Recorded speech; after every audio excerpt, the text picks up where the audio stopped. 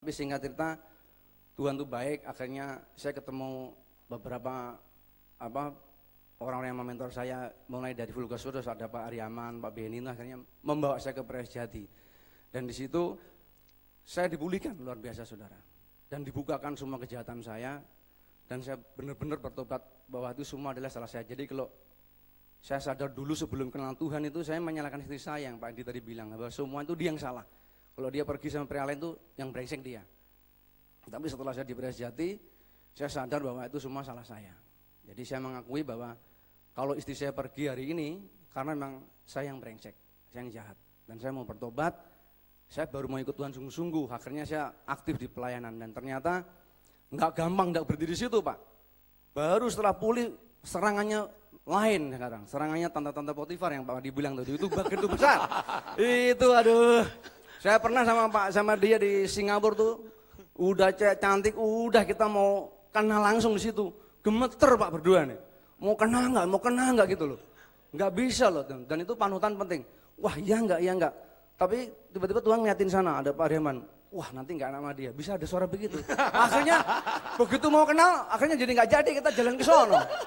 Waduh, itu bener-bener Tuhan baik, Tuhan sungguh luar baik. Sungguh sangat baik buat kami ya. Dan tapi yang paling penting gini saudara, waktu iman saya belum bertumbuh, jadi waktu saya begitu kan ada teman pengusaha, jadi dia bilang, Wijaya, kamu sekarang saya udah 6 tahun Pak ditinggal istri. Lah teman saya ini sudah 4 tahun bilang, kamu buat apa ikut Tuhan terus berdoa sampai Thailand juga nggak pulang-pulang istrinya. Dia bilang, kalau emang Tuhanmu dahsyat, Yesus dahsyat, pulangin sekarang dong, jangan nunggu-nunggu nanti. Kalau dipulangin umur 70 tahun dan nenek-nenek mah percuma katanya. Waduh bilang itu bukan mujizat. Waduh gemeter saya. Kalau udah aku pulang deh, repot. Udah tinggal amsyong gitu ya. Aduh, saya pulang gemeter Pak. Gak gampang loh, gak gampang bener. Kita tahu firman sih oke, Pak Edi bilang oke, yes, pulang loyo lagi kita. Gemeter ini. Wah ketemu pengusaha gitu, goblok lu gak bisa. Lu mumpung masih muda sekarang, lu kalau udah 70 tahun, apa mau makan YNO terus supaya kuat. Aduh, saya sampai, tapi Tuhan kan dahsyat. Lu dahsyat pulangin sekarang dong. Ngotot ya Pak. Dan memang itu orang tuh akhirnya mau kawin dia. Sama, prosesnya sama. Tapi saya mau setia, lu bego lu sekarang aja. Aduh saya gemeter saya. Ya puji Tuhan akhirnya kami kumpul dengan pria-pria Komsel ini. Kami saling menjaga saudara. Jadi ketika kami, itu salah satu yang kedua, serangan yang kedua nih, saya yang hari ini sampai sekarang tetap keperangan ya. Mama saya itu telepon, setiap minggu telepon saya, dia minta suruh kawin saya Pak. Setiap minggu loh. Dari Jawa, entrok akan mahal, dia cuma telepon, lu kawin goblok. Stres saya Pak. Jangan ketawa, doain kita dong. Waduh diketawain. Enggak situ Pak. Setelah itu tahu nggak, koko saya bilang, lu nggak kawin, lu nggak punya duit, tak kasih duit lu kawin aja deh. Lo sampai begitu loh. Jadi semua saudara-saudara saya, bahkan ada adik saya juga, dia terima Tuhan. Saya pikir ini rohani kan. Wah kayak ini dukung saya ini. Malah enggak loh. Memang sih di firman memang nggak boleh nakit, tapi kalau dia ninggalin, kan nggak ada di ayat. Dia ninggalin boleh. Kalau kamu memang nggak boleh ninggalin, kamu ditinggalin boleh itu. Waduh itu tiap hari Pak, stres saya. Dan teman-teman kita pengusaha sama, malah dia sorani. Ya lu sih pikir-pikir dulu ya, kalau dia nggak setia, lu tunggu pulang. Malah lebih nggak setia lagi dia. 2-4 kali nggak setia lagi, lu bego lu. Udah mumpung muda, udah sekarangnya banyak tuh ABG yang cantik-cantik banyak kok. Begitu loh Pak. Tapi singkat cerita saya pernah, ini pengalaman pribadi saya, jadi saya share ya. Waktu itu saya kan nggak kenal beginian, ini saya sekarang makin diteguhkan sama Pak Edi juga. Saya nggak kenal gini, jadi saya tuh tanya Tuhan tulus Pak. Saya tanya Tuhan, saya pusing bingung, jadi saya mau nanya, boleh nggak sih kawin? Saya puasain seminggu Pak. Pagi, siang, malam saya doa, cuma tanya Tuhan, bener boleh kawin nggak sih saya? Saya kan diceraikan istri saya nggak salah kan?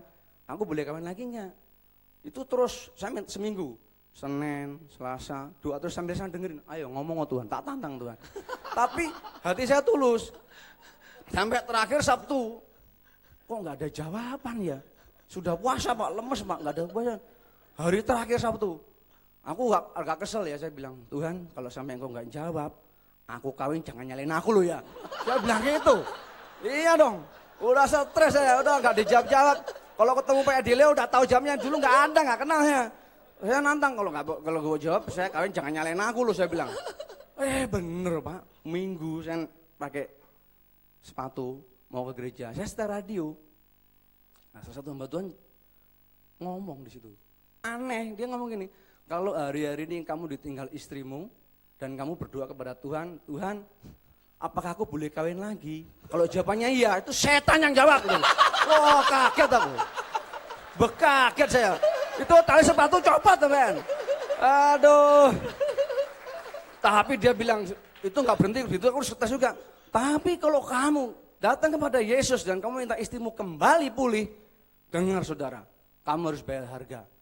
Waduh, saya langsung masuk kamar nangis saya. Saya nangis saudara. Nah itu di situ saya nangis dan saya ada kekuatan. Rupanya serangan-serangan teman-teman saya dan saudara saya itu dipatahkan di situ Pak. Ya. Jadi saya ada kekuatan. Wah, kebenaran. Ini, saya mulai agak bangkit. Yes pokoknya. Tapi nggak ada teman-teman ini. Setiap lihat cewek, goyah juga. Aduh, cantik-cantik ya Pak. Aduh, saya putih. Aduh, nggak tahan bener. Saudara bener saudara, kalau musuh kita ya ini tadi tongkat kita ini bahaya nih. Udahlah, pokoknya didukung doa ya. Kan kita nih pria-pria ini saling jaga. Jadi kalau saya mau nggak bener dijagain, ditegur, diomelin sama mereka, dijagain Pak. Di Komsel kami kita nggak aja istri Sabtu Minggu. Wakil PKS saya Pak Yayang tuh malah baik loh. Setiap Sabtu Minggu kalau dia tahu saya kan kita kan nganggur, dia teleponin.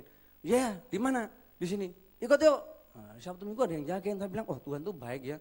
Jadi dijagain teman-teman ini semua jagain. Kemana? Akhirnya kita tiap Sabtu Minggu ada acara. Jadi sharing di hotel, di restoran, setiap balik gitu Pak. Ya kita akhirnya ya kami semua ada kekuatan dan kami mau sungguh-sungguh saudara. Kami percaya dengan covenant. Ya, Tuhan berkati. Saudara, kita kagum sama apa yang keputusan yang diambil sama Pak Wijaya. Amin. Dia covenant keeper, saudara. Saudara tahu nggak? Apa yang dia lakukan, sekalipun seandainya istrinya nggak kembali, saudara. Ya, saudara tahu nggak? Dia berkenan sama Tuhan. Itu yang paling indah, saudara. Dia berkenan. Dia menyenangkan Tuhan. Dan Wijaya, kesaksian kamu tahu nggak? Aku cerita kemana-mana. Begitu banyak keluarga yang diselamatkan. Mereka sangat diberkati. Teruskan Wijaya. Ya kita dengar Pak Yopi gimana? Salam. Salam. Aku agak sedikit grogi nih. Habis di sini semuanya anak-anak Tuhan semua. Biasanya kalau saya menghadapin biasanya anak-anak dunia. Saya kalau biasanya mengadakan satu meeting, biasanya saya bisa kurangin atau saya lebihin. Tapi di sini saya agak takut, semua di sini adalah anak-anak Tuhan. Saya takut dikutuk. Maafkan aku juga kalau aku tidak begitu pandai, tapi Tuhan bukannya mau mencari yang pandai, tapi Tuhan mau mencari satu keterbukaan. Amin. Amin. Nama Yopi. Halo, Anda luar biasa.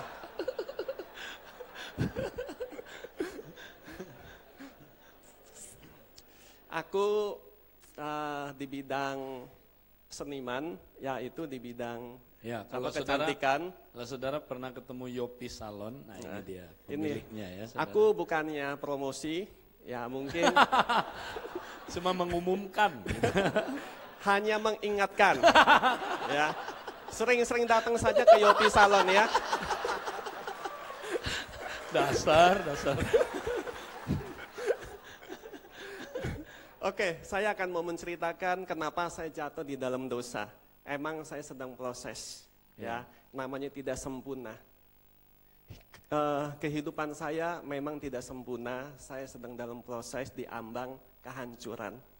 Memang dunia menjanjikan kepada saya pada saat saya belum kenal Tuhan, sangat enak sekali. Segala perbuatan apapun juga selalu dunia menjanjikan saya. Kenapa? Karena sesuai dengan bidang aku, yaitu di bidang kecantikan. Ya, mungkin yang saya hadapin adalah orang-orang yang cantik semua. Enggak ada yang tua-tua. Ya, semua cantik-cantik, ya. Kalau teman-teman pengen ke bidang itu, jangan, nanti banyak dosanya. Ya, karena saya pernah mengalami, makanya saya mengasih tahu. Sekarang saya sudah bertobat, baru 4 tahun saya bertobat. Itu dahulu saya sangat berdosa sekali. Saya sangat sebagai pria yang sangat jahat sekali. Saya sebagai bapak yang tidak berfungsi, pria yang tidak berfungsi juga. Karena pada saat itu saya kebanyakan keluar kota. Nah, disitulah saya selalu bersama dengan teman-teman, dengan owner, akan dibawa kemana-kemana, ke kafe, ke disko, kemana. Disitulah saya mulai jatuh di dalam dosa. Padahal pada saat itu rumah tangga saya sangat harmonis. Tapi setan bekerja buat aku, selalu dia memberikan kenikmatan. Disitulah aku mulai jatuh. Nah, disitu akhirnya ketahuan juga saya. Nah, disitu mulai diambang kehancuran. Pada saat saya diambang kehancuran, saya baru saya bertobat. Nah, disitu bertobat, tapi juga belum selesai. Mungkin Tuhan mengasihi aku proses. Karena kenapa proses ini? Mungkin Tuhan berkatakan pada saya, proses yang aku berikan pada saya, Tuhan berikan pada saya, rumah ini sangat besar karena sedang renovasi. Amin. Ya, mungkin kalau rumah hanya kecil, prosesnya ini cepat. Tapi saya tahu itu semua adalah sesuatu karunia Tuhan bahwa aku mesti belajar. Jadi bagaimana. Pak Yopi ditinggal ya sama istri? Ya ditinggal. Bukannya saya meninggalkan, Pak. Ya. Emang Dan Pak lagi. Yopi tidak mau sebenarnya, istrinya meninggalkan. Tapi lagi ngetren, Pak. Banyak bini-bini meninggalkan suami. Ya. Tapi saya juga bingung, Pak. Begini ganteng masa ditinggal, Pak? Bisa aja, saudara. Kalau Wijaya sih nggak apa-apa ya ditinggal ya. Atau kalau si Pak Awi, bagaimana kalau ditinggal ya? Nggak apa-apa kan ya? Begini ganteng ditinggal, aduh kecewa banget ya. Nah, saya pada saat saya ditinggal, saya baru tahu, saya baru kenal Tuhan. Disitulah saya mulai menangis. Setiap saya bekerja, mungkin saya sibuk, itu saya bisa lupakan. Tapi pada saat saya pulang, saya menangis. Kenapa? Biasanya saya bersama-sama dengan istri, tiba-tiba di samping saya menangis. Tidak ada lagi istri saya. Ya enggak, selama kurang lebih 4 tahun saya ditinggal. Tapi kadang-kadang bisikan-bisikan itu ada. Ya enggak, bisikan supaya kenapa kamu tidak mencari. Ya, kamu punya duit katanya. Kamu punya nama. Kamu punya uang, kamu punya apa saja. Kamu bisa beli. Tapi itu semua saya tahu itu hanya sesuatu bisikan setan.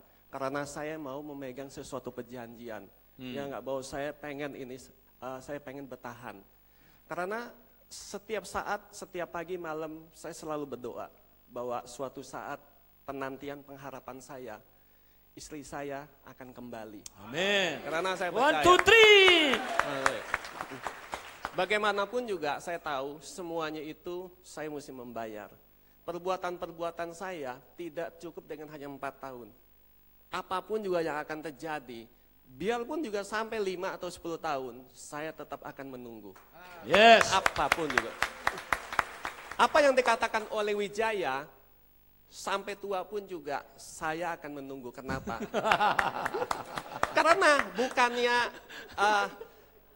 mungkin ada juga yang berkata, kenapa kamu tidak kawin? Sampai juga saudara aku bilang, kamu kenapa tidak kawin? Kamu kan yang ditinggal dengan istri. Kamu punya nama, kamu punya uang, kamu punya segala-galanya. Saya bilang, saya tidak akan mau. Saya akan selalu berharap. Suatu saat Tuhan akan kembalikan kepada saya lagi. Nah, dia juga akan bertanya, suatu saat kalau ditinggal, bagaimana kalau sudah tua? Saya bilang, kalau Tuhan mau kehendak, itu semua terjadi. Itu adalah dahsyat. Kenapa dahsyatnya? Bahwa Tuhan akan memberikan kita dahsyat sekali supaya kita bisa memberikan contoh yang terbaik. Amin. Ya enggak buat anak-anak Tuhan. Nah, aku bilang. Tapi saudaraku bilang, ya udahlah itu sih ya terserah kamu. Ya, tapi saya juga berpikir memang ada baiknya juga ya. Kadang-kadang hati ini juga pengen juga kawin seperti Wijaya juga. Jujur. Jujur, ya enggak. Tapi saya mengingat lagi bahwa Tuhan Yesus menderita buat aku, buat kita semua. Tuhan Yesus datang sudah membayar dosa-dosa kita. Aku mengingat-ingat lagi bahwa aku mesti taat lagi. Emang kadang-kadang juga setiap saat, setiap waktu, apalagi kalau hari-hari besar, hari-hari yang indah gitu ya. Kadang-kadang kita juga berpikir, kesepian juga gitu. Tapi bahwa ada Yesus yang selalu menolong kita. Amin. Kita selalu ingat bahwa Yesus itu menolong aku. Ya mungkin kesaksian saya ya cukup pendek ya, nanti kita akan sambung lagi. Terima kasih. Mungkin kepada Pak Awi. Baik, saudara, kita beri tepuk tangan dulu saudara. Coba saudara, mereka ada kesempatan. Ya, logikanya bilang, kan saya nggak salah, istri saya yang tinggalin saya. Tapi mereka mau lebih taat kepada firman daripada logika mereka saudara. Kita mau dengar sebuah kesaksian, dia juga melakukan penantian. Tapi apa yang terjadi lewat penantian itu kita dengarkan saya. Silakan nama. Shalom, nama saya Awi. Hai. Anda semua luar biasa. Pertama saya mengucapkan terima kasih, saya bersyukur sama Tuhan begitu baik dalam kehidupan saya. Saya kenal Tuhan tahun 2002, saya bertobat. Tapi tahun 2004 di mana saya berbisnis bersama keluarga, saya mengalami satu aniaya yang begitu besar. Di mana saya harus meninggalkan usaha yang sudah di jalan 10 tahun itu di daerah Glodok. Mungkin bapak-bapak tahu kalau di Glodok itu kan pusat perdagangan. Saya harus meninggalkan tempat itu, saya harus pegang prinsip seperti Abraham dengan Lot, di mana saya terjadi keributan perbedaan pendapat dengan saudara saya. Dan waktu itu saya ditanya mau seperti apa, saya katakan saya memberikan pilihan. Kami memegang 5 outlet toko, tapi kami jaga bertiga saudara. Saya katakan kalian pilih, tinggalin saya satu. Tapi keputusan yang diberikan adalah mereka mau semuanya. Terpaksa saya harus pergi dan saya harus meninggalkan tempat yang di Glodok itu dan saya dagang di Sunter. Satu hal yang saya alami ketika saya meninggal perusahaan itu, saya harus mengalah 60% saham yang saya berikan kepada mereka dipotong. Maksudnya saham saya dipotong 60%, saya cuma terima 40%. Dan 40% itu pun saya terima, saya harus dicicil selama 12 kali pembayaran. Dalam masa penantian itu selama 9 bulan, saya itu berurusan dengan mereka, di mana saya merasa seperti saya seorang Daud, mereka adalah seorang Goliat. Mereka menggunakan pengacara yang kondang, Frans Winata. Sedangkan saya hanya mengandalkan waktu itu, Tuhan kirimkan seorang pengacara dari gereja kita, juga salah satu anggota di Jemaat Abalov. Masa penantian 9 bulan sudah berakhir, waktu itu saya ingat tahun 2005 di bulan April. Habis Paskah saya merasa bersyukur, saya bilang Tuhan terima kasih, Engkau telah membebaskan aku dari tanah Mesir saat ini, saya bilang.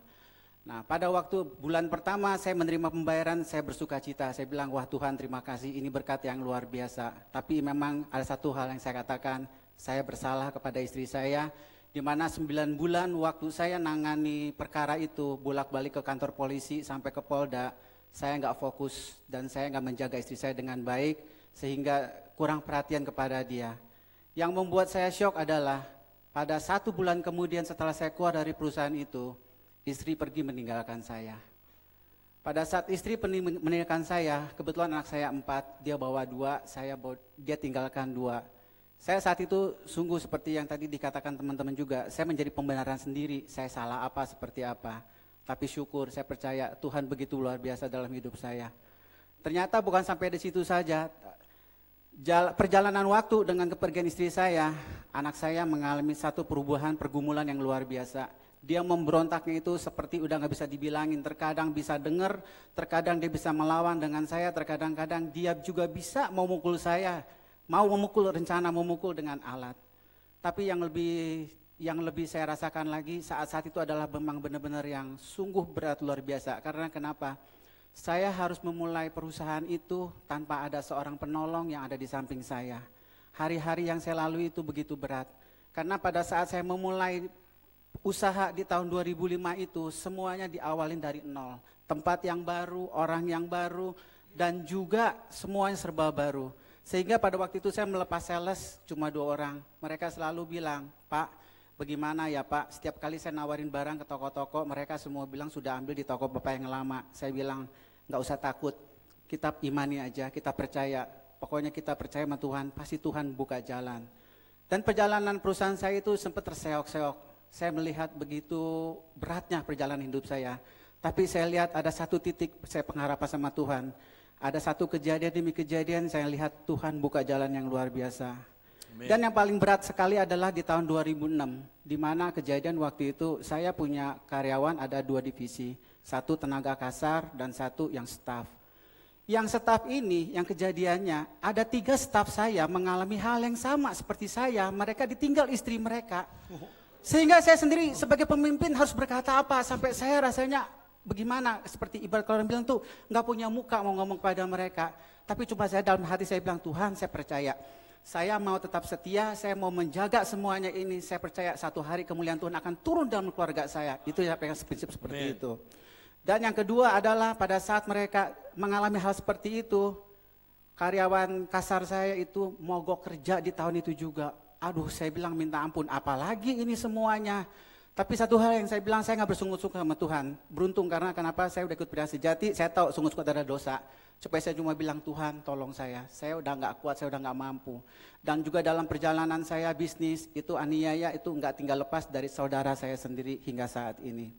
Dan yang lebih parah lagi, mama saya ngeliat keadaan saya sendiri seperti begitu, dia selalu ngomong, udah kamu menikah lagi aja, kamu nggak usah nunggu lah, udah sekian lama untuk apa katanya. Saya nggak tanggapin, saya cuma senyum-senyum kalau dia berkata seperti itu. Dia juga menyuruh teman-teman dunia yang lain suruh sampaikan kepada saya, bilangin si Awi suruh kawin gue liat dia kesian, gue takut dia gila kata dia bilang begitu. Nah terus sampai dia nggak berhasil di sana, dia nggak tinggal diam, dia suruh ke anak saya, dia bilang, Kenny, Kelvin, kamu lihat papa, kamu kesian nggak papa sendirian? Suruh papa kawin lagi katanya, biar papa juga bisa senang-senang. Terus saya bilang begini, Mah, saya nggak akan menikah, saya bilang sampai kapanpun saya percaya Tuhan saya baik. Loh kalau Tuhan lu baik, kenapa kalau masuk Kristen jadi begini sih katanya. Bisnis hancur, istri pergi, anak ngelawan katanya. Saya bilang, Mah, semua itu proses, saya percaya Mah. Tuhan saya itu luar biasa. Amin. Saya percaya Tuhan akan membuat sesuatu yang luar biasa. Melalui kejadian itu saya percaya ada satu kebenaran yang mama saya lihat dalam diri saya. Ketika anak saya berontak luar biasa, pindah sekolah sampai 3 kali Pak, selama 4 tahun Pak. Karena berontak. Sampai mama bilang begini, gue ngeliat lu sabar ya. Kalau gue sih jadi elu, gue udah usir keluar tuh anak katanya. Nah itu bedanya saudaraku, beri tepuk tangan, itu bedanya orang Kristen. Terus saya bilang, Mah, biar gimana juga dia anak saya. Kalau saya nggak melayani, nggak mengasihi dia, siapa yang mengasihi dia? Saya kata gitu. Tapi memang Tuhan luar biasa. Di tahun 2007, saya ingat sekali waktu itu Kak Edi pernah membawakan di restoran Chunghwa waktu acara Valentine yang mengatakan covenant keeper. Kalau tidak pertahankan perkawinan itu berarti mencoret muka. Di situ saya nangkep lagi, wah ini benar-benar ini luar biasa, ini harus dipegang jadi kekuatan saya. Dan memang Tuhan biasa melalui kejadian demi kejadian selama tahun 2007, ternyata di akhir tahun 2007 persis 31 Desember, itu keluarga kami dipulihkan. Dan saat ini saya sudah istrinya bersama. kembali ya Pak ya? Ya, Pak. Wow. Terima kasih, Tuhan berkati. Haleluya. Pak, boleh nggak Pak? Mereka ada yang bertanya begini nih Pak, ini pertanyaan terakhir ya. Sebagai seorang yang ditinggal istri, bagaimanakah Anda menghadapi nafsu biologi sehari-hari yang Anda lalui? Itu betul, ya kan. Jadi saya kalau mau share panjang mungkin nanti bisa ketemu ya. Intinya gini, jadi itu semua pertanyaan jomblo-jomblo juga sama. Apalagi kita lagi mentor jomblo-jomblo umur 30, muda-muda, ganteng-ganteng Pak. Oh, itu mana Tra itu. Jadi gini, jadi saya mengalami suatu pribadi sama Tuhan. Jadi intinya saya nggak tahan, akhirnya saya tanya Tuhan, akhirnya intinya kembali saya renungkan firman. Jadi saya lebih banyak saat teduh sama Tuhan. Dan firman itu mengubah pikiran saya. Jadi ketika saya melihat sesuatu yang cewek katakan dia, ada cewek cantik gitu ya. Jadi saya punya password sendiri. Ketika lihat cantik saya bilang, aku masih mencintai istriku lebih cantik dari dia, saya bilang. Jadi saya selalu confess bahwa setiap ada cewek saya bilang istriku lebih cantik dari dia. Kalau enggak saya kadang-kadang bilang aku masih cinta Yesus daripada dia. aku masih tetap cinta Engkau Tuhan. Jadi setiap ada godaan saya selalu passwordnya, aku masih mencintai Engkau. Kadang-kadang bisa nangis Pak. Jadi waktu godaan datang, saya bilang saya masih mencintai Yesus daripada dia. Ya akhirnya gini, jadi saya terus terang banyak cewek yang ngajak makan atau kenal ya. Jadi saya selalu beralasan. Jadi saya nggak berani langsung berdua gitu, saya nggak berani rame-rame. Nah yang kedua, jaga, ya? jadi saya jaga rame-rame sama teman. Kedua kalau pas itu yang memang selera saya langsung nggak berani, saya tolak. Saya tolak kalau sekarang itu saya tahu kelemahan saya. Jadi kalau itu pas selera saya, ya maaf aja saya seleranya kan putih, yang seksi gitu ya. Jadi saya tahu saya nggak mau langsung. Jadi saya bilang saya menghindar. Mungkin nggak tahu yang lain gimana. Jadi gitu. Jadi satu hal saudara, satu hal yang jelas gini. Yang saya tangkap satu. Ketika jadi ini yang saya dapat gini ya. Waktu saya belum bertobat kan saya banyak ya lihat video porno dan lain-lain kan. Itu memori ada di sini. Nah ketika saya renungan firman itu rupanya menghapus memori lama. Ya. Menghapus memori lama ya. Yang ke depan ini kan saya ini bertobat di sini nih. Yang di sana kan suka lihat porno kan. Jadi saya renungan firman itu dihapus sama dia. Lah ke depannya saya mulai belajar, mata saya latih, presjati. Jadi yang ke depan saya nggak akan lihat, itu hitungannya detik. Nah saya tahu ketika saya ketemu Tuhan ya, jujur nih Pak, ketika saya lihat cewek, Tuhan kasih ruang khusus sama saya. Jadi dia bilang stop Wijaya, you tinggal pilih, terusin atau berhenti. Jadi ketika saya terima dia tuh dulu waktu saya itu kan nggak kuat, lihat udah jatuh. Ini enggak, sejak saya sungguh-sungguh sama Tuhan.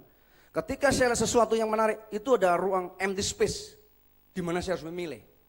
Jelas ngomong dia, terusin atau berhenti. Nah itu selalu saya belajar taat, saya langsung pergi. Contohnya ya, saya alami sendiri ketika saya di Thailand, itu benar-benar diuji Tuhan. Cewek itu di depan saya persis Pak. Dia ikut kita punya kapal pesiar kita sewa, jadi dia depan saya. Dan saya mencobai Tuhan, jadi saya tanya, kamu sama siapa? Sendiri, loh kamu kok naik kapal kita? Iya, saya memang nyerobot, dia bilang. Itu wanita Korea 22 tahun, cantik sekali Pak. Lalu dia bilang, saya terusin, saya berduduk, boleh nggak saya nemenin kamu besok? It's great, okay. Nah setelah saya balik ke hotel, waktu saya mau ke hotel dia ke situ, saya mau ajak ke hotel saya, jadi saya mau ajak tuh kaki saya tuh gemeter, nggak bisa bergerak kaki saya tuh, berat gitu loh. Begitu berat, ada suara bicara, kembali ke kamar. Saya maksa enggak gitu loh, enggak bisa jalan Pak kaki saya ini. Saya enggak tahu tuh, itu satu yang saya alami. Akhirnya saya naik ke atas, saya nangis gitu. Yang kedua sama, di China sama, saya alamin. Itu Tuhan lewat komsel ya tolong saya. Ketika ada cewek ngebel, ngajak, saya enggak ngerti kan. Jadi saya tuh, lihat, saya dikasih hotel yang bagus, jadi lihat keranjang sama kamar mandi itu ada kaca keles itu. Jadi saya lihat gitu, bisa imajinasi saya. Waduh saya udah pengen onani kan. Itu benar-benar SMS masuk langsung, set. Dia bilang, jagalah kekudusanmu. Waduh dari wakil PKS saya. Benar. Jadi saya diajar banyak, intinya cuma satu saudara. Jadi ke depan, saya nggak pernah nonton TV. Sejak 6 tahun saya ditinggal istri, saya nggak pernah nonton TV. Yang porno-porno nggak pernah saya tonton, saya nggak berani. Itu saya tahu kelemahan saya, jadi saya nggak berani. Nah yang cewek-cewek ini, kadang-kadang kan kita ketemu orang supplier kan nggak enak. Jadi saya dapat hikmat gini, dia datang ya. Waktu dia ngomong saya nggak tahan, saya lihat kiri kanan gitu kan. Dia, loh Pak ada apa Pak? Ya udah kamu ngomong cepetan lah. Jadi saya kadang-kadang gini, saya lihat mukanya. Kelemahan saya, contohnya saya di dada. Jadi saya nggak lihat di dadanya dia. Saya lihat mukanya, oh ya, coba lagi. Yes, ya, 1, 2, 3. Ya gitu. Jadi saya nggak lihat ke yang saya lemah, saya lihat kaki, lihat tanah itu kan, oh ya, yaudah ya oke ya, saya tinggal. Gitu, lama-lama hilang. Dan sekarang beda loh Pak, lihat cewek gitu nggak langsung nafsu tuh nggak bisa. Nggak tahu dalam perjalanan 6 tahun tuh Tuhan ngajar saya banyak, jadi bisa ngeliat tuh nggak langsung nafsu nggak itu. Dulu nafsuan melulu pokoknya, sekarang nggak. Lihat itu ada remnya gitu loh. Makanya saya setuju, saya sangat diberkati lewat Abah Love, karena saya waktu hancur tuh yang memang saya ditangkap di touching event changing life tuh saya gali bener itu, saya sungguh-sungguh, saya orangnya radikal Pak. Kalau saya mau saya mati-matiin dan saya dapat banyak. Amin. Makanya saya share ke pria-pria, dia bilang pernah ada pria-pria kita yang jomblo itu bilang, Pak kalau nggak onani nggak mungkin. Hari ini saya bilang saya udah 4 tahun bebas Pak, 6 tahun 2 tahun saya jatuh. 1, 2, 3. Jadi 6 tahun, 2 tahun saya jatuh onani. Yang pertama saya imajinasi wanita lain. Yang kedua setan kurang ajar. Lu imajinasiin istri lu aja. Tak imajinasiin, onani lagi. Tapi setelah onani rasa dosa. Malam saya bilang, Tuhan engkau kan tahu istri saya belum pulang. Lu mau gua begini terus, saya bilang itu. Matilah gua, saya bilang. Dapat loh, ngomong gitu langsung lutut. Itu dilawat saudara, dilawat habis saya. Nangis gak karuan. Wah, hancur-hancuran, itu jam 2 pagi Pak. Aku jeret dengan hati yang sungguh-sungguh. Aku tolong saya dong, kasih trufnya apa? Emang suruh begini terus? Dia ada kasih truf Pak, dilawat nangis. Jadi saya di mobil kadang-kadang saya ajak ngomong, Yesus itu saya ajak ngomong. Seperti dia ada di sebelah saya. Kalau dia cantik saya bilang, ya Tuhan aku masih mengasihi engkau. Aku cinta sama istri saya, anak saya. Gitu saudara, lebih detail nanti ketemu aja ya. Salam berkati. Sekali lagi kita beri tepuk tangan saudara, amin. Yesus dahsyat. Amin.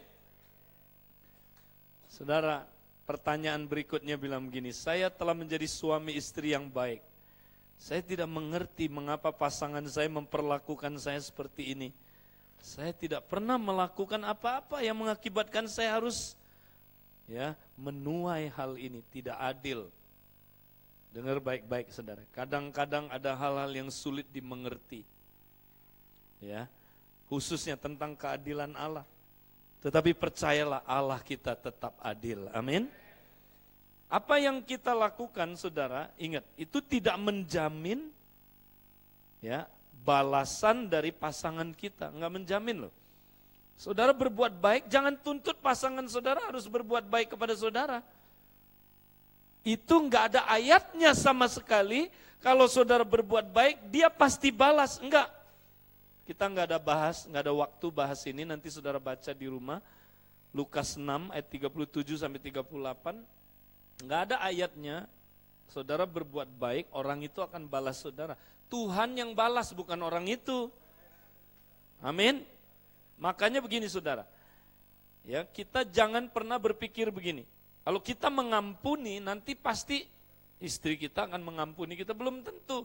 Kita mengampuni, belum tentu dia mengampuni kita. Kita memberi, belum tentu saudaraku dia beri saudara.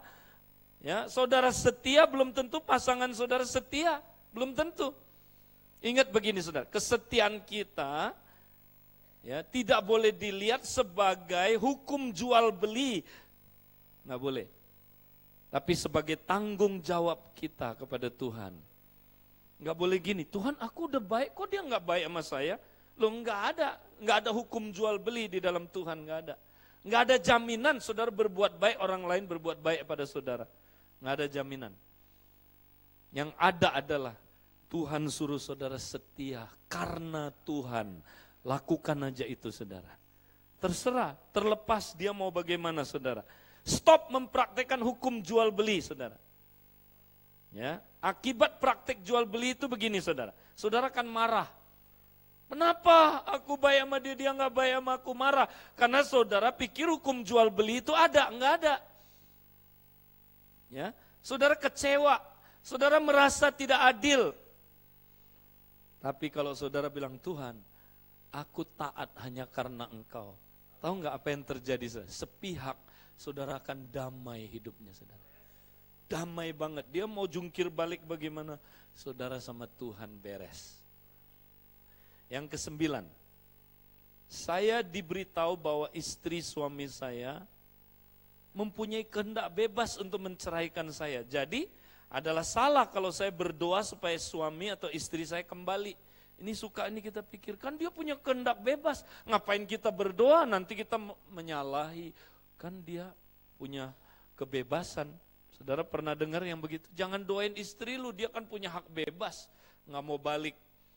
Dengar yang benar begini saudara. Nggak ada di dunia ini orang punya kehendak bebas yang mutlak. Nggak ada. Nggak ada orang punya begini saudara. Kehendak bebas tuh tanpa inklinasi, tanpa kecenderungan, nggak ada. Contoh, saudara suka warna apa? Misalnya Suhardi suka warna apa? Biru. Itu kebebasan dia. Saya tanya, kenapa kamu suka warna biru? Pasti ada alasannya kan, betul nggak? Karena damai katanya tuh. Ada karena damai. Jadi udah nggak netral. Ada karenanya. Karena apa? Karena damai. Ya, di dunia ini saudara kita nggak punya kebebasan yang nggak ada inklinasinya, nggak ada pengaruh mana-mana, nggak ada. Makanya di dunia ini saudara kita bebas tapi punya inklinasi. Bebas dikuasai Tuhan atau bebas dikuasai oleh yang lain. Cuma ada dua saudara. Kita nggak ada sebebas-bebasnya. Itu Pelagias, pengajaran Pelagius. Itu salah, itu sesat di dalam dunia gereja saudara. Nggak ada, kita semua udah punya inklinasi saudara. Entah Tuhan atau dunia atau yang lain. Ya, makanya saudara kita nggak usah takut saudara. Kita bisa berdoa supaya orang itu saudara, ya Tuhan jamah dia. Dapat inklinasi dari Tuhan. Ada amin saudara? Kita bisa berdoa. Tuhan lebih berkuasa. Makanya pasangan yang saudaraku diceraikan oleh pasangan yang tidak percaya, Alkitab bilang jangan nikah. Ya, tetapi apa saudaraku maksudnya Alkitab suruh kita saudaraku netral. Berdamai kalau bisa. Kenapa? Supaya kita ada kesempatan menangkan pasangan kita saudara. Ya, jadi kita disuruh berdoa saudara untuk pasangan kita. Ya, mari kita semua saudaraku yakin saudara, ya kalau doa kita saudaraku bisa dijawab Tuhan, Tuhan mengasihi kita saudara. Saya percaya begini saudara, Tuhan pasti jawab doa kita. Saudara setuju nggak? Cuman pasangan kita bisa cepat kembalinya, bisa juga lambat kembalinya, bisa juga sebenarnya Tuhan udah jawab, cuman karena kita udah tua, udah keburu dipanggil Tuhan. Loh, Abraham kan gitu saudara, ayatnya dibilang dia udah melihat kota yang dari jauh itu kan. Tapi dia